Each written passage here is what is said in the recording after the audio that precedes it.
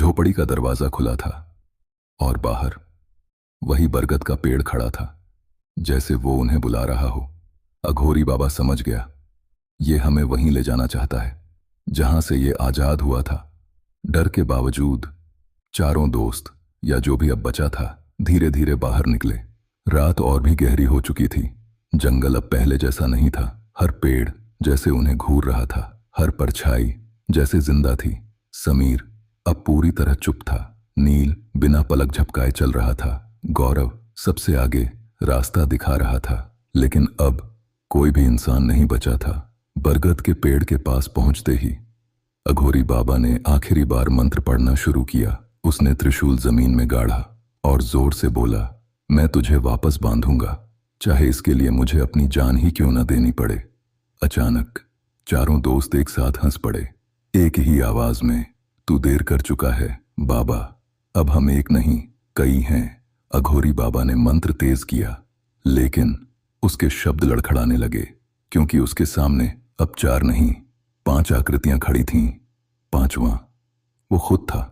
बाबा ने नीचे देखा, उसकी परछाई उसके साथ नहीं थी, वो अलग खड़ी थी।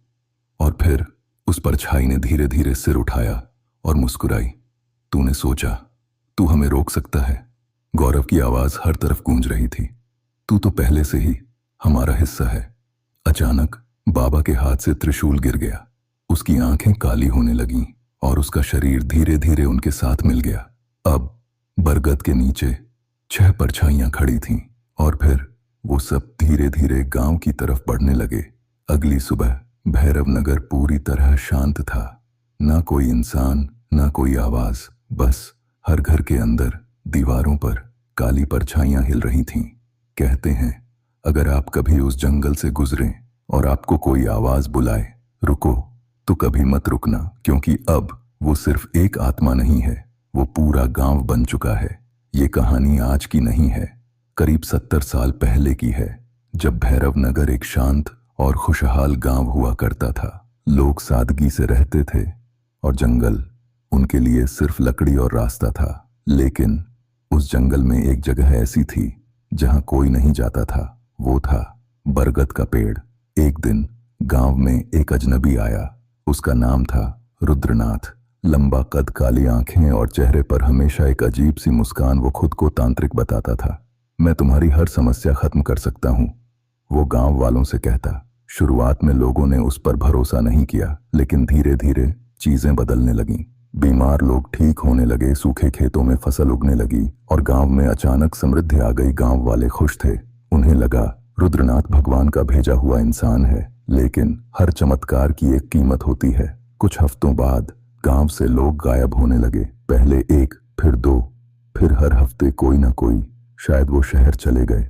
लोग खुद को समझाते, लेकिन सच्चाई कुछ और थी। एक रात गांव का एक युवक भीम रुद्रनाथ का पीछा करता है।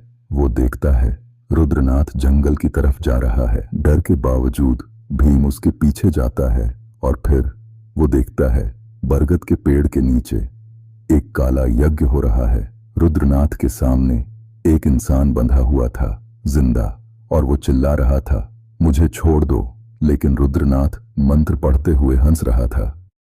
तुम्हारी आत्मा अब मेरी होगी। भीम समझ गया, रुद्रनाथ लोगों की आत्मा खींच रहा था ताकि वो खुद को और शक्तिशाली बना सके। वो सिर्फ तांत्रिक नहीं था, वो एक पिशाच साधक था। अगले दिन भीम ने सबको सच्चाई बताई। इस बार गांव वाले डर गए। उन्होंने फैसला किया, रुद्रनाथ को खत्म करना होगा। गांव वाले हथियार लेकर रात में जंगल पहुंचे। रुद्रनाथ फिर से यज्ञ कर रहा था, लेकिन इस बार वो अकेला नहीं था। उसके पीछे कई परछाइयां खड़ी थीं।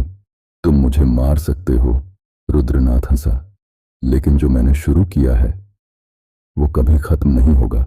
गांव वालों ने उसे पकड़ लिया और एक अघोरी साधु की मदद से उसे उसी बरगद के पेड़ से बांध दिया गया।